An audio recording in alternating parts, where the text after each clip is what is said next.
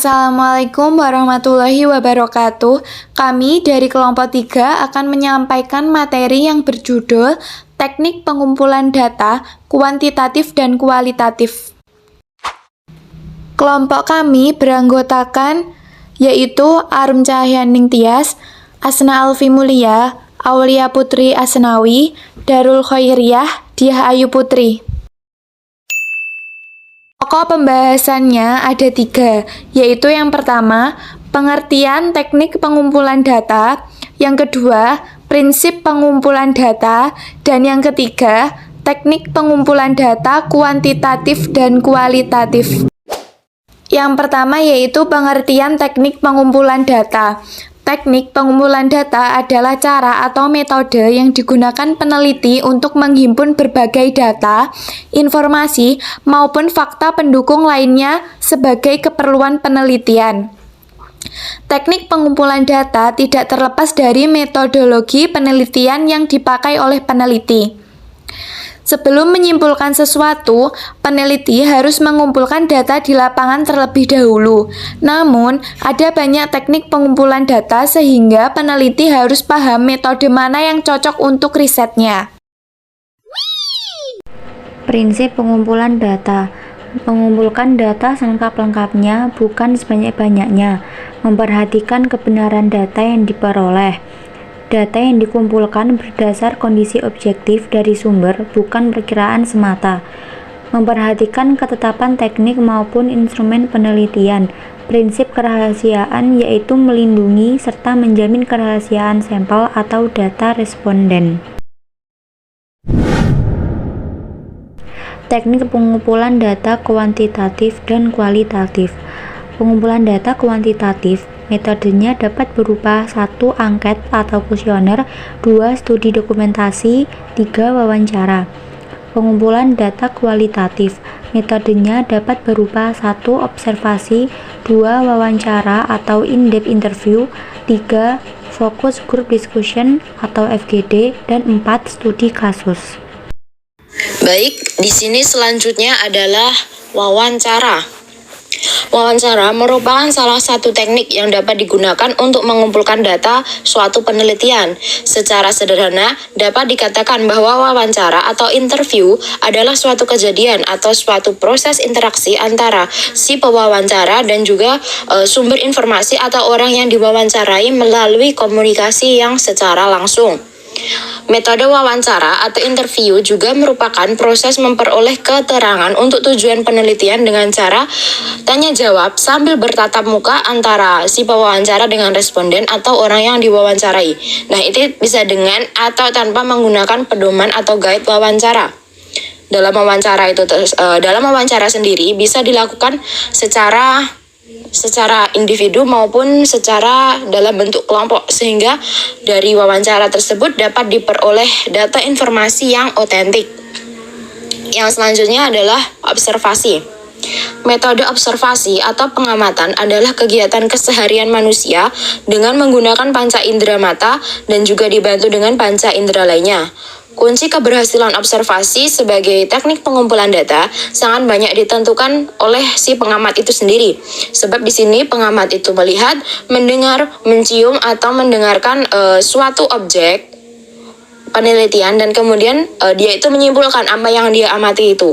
Pengamat itu merupakan suatu kunci keberhasilan dan ketepatan dari sebuah penelitian. Observasi untuk tujuan empiris mempunyai tujuan bermacam-macam. Observasi juga memiliki fungsi yang bervariasi. Tujuan dari observasi berupa deskripsi, melahirkan teori dan hipotesis itu pada penelitian kualitatif, atau menguji teori dan juga hipotesis itu pada penelitian kuantitatif. Fungsi observasi secara lebih rinci terdiri dari deskripsi, mengisi dan memberikan data yang dapat digeneralisasikan. Baik, yang selanjutnya adalah dokumentasi.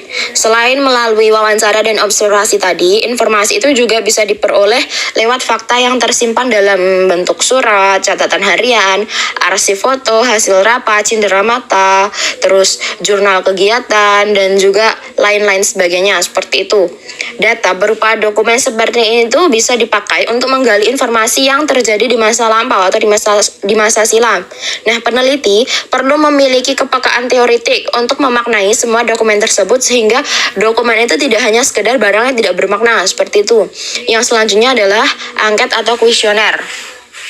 Nah, angket sendiri itu memiliki fungsi yang serupa, hampir mirip dengan wawancara ya, hanya berbeda dalam implementasinya saja. Kalau wawancara itu kan disampaikan oleh peneliti secara langsung kepada responden itu secara lisan ya. Nah, maka implementasi dari angket itu adalah responden mengisi kuesioner yang disusun oleh peneliti. Data dari angket ini itu tidak berupa angka, namun itu bisa berupa deskripsi, yang deskripsi itu diperoleh dari kuesioner yang dimana itu diisi oleh responden, seperti itu.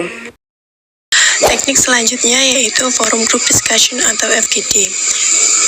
Metode diskusi terpusat atau forum group discussion yaitu upaya menemukan makna sebuah isu oleh sekelompok orang lewat diskusi untuk menghindari diri dari pemaknaan yang salah oleh seorang peneliti.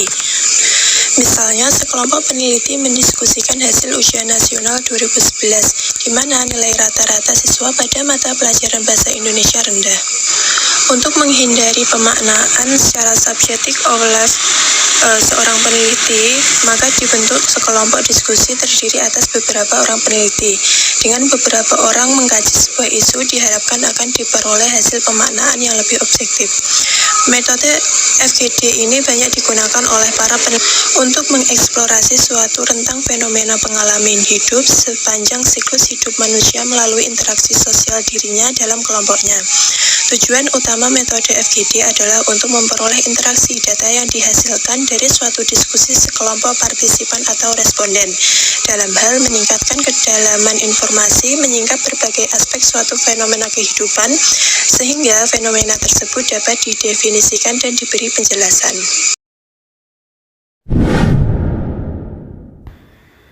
Selanjutnya, studi kasus. Studi kasus didefinisikan sebagai metode penelitian yang memiliki unit analisis yang lebih mengacu pada tindakan individu atau lembaga dibandingkan dengan diri individu maupun lembaga itu sendiri. Dapat dikatakan studi kasus lebih berfokus pada tindakan atau perilaku yang dihasilkan, sehingga menghindari bias atas penilaian diri pada individu atau lembaga tertentu yang menjadi subjek penelitian.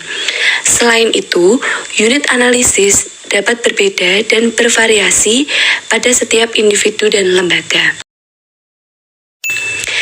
Sekian presentasi dari kelompok kami. Semoga apa yang telah kami sampaikan bermanfaat bagi kita semuanya. Wassalamualaikum warahmatullahi wabarakatuh.